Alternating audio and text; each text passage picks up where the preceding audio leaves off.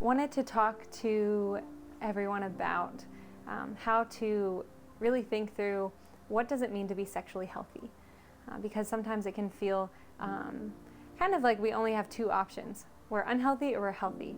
It's black or it's white. But in actuality, we like to use the metaphor of the pendulum in PD, because usually we're kind of on a spectrum going back and forth. When we're in an unhealthy place, we can kind of go from swinging to one extreme to the other.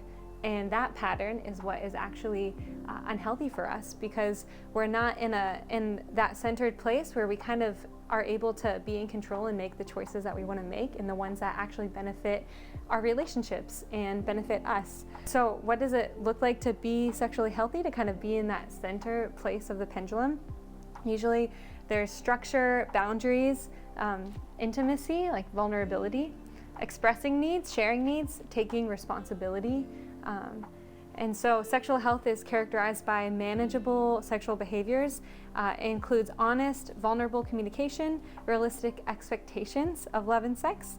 It sees cultivating intimacy through commitment, trust, and again, healthy boundaries.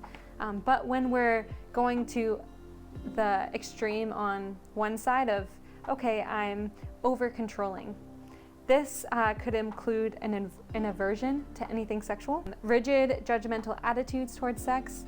It can contain extreme shame and self-loathing related to, could be previous experiences, sexual experiences, or a negative perspective of yourself or others. On the other hand, we have on this side, if we go into out of control characteristics to the other extreme, it might include things like excessive masturbation, pornography use, fantasy, multiple sexual partners, or a compulsive need to sexually satisfy.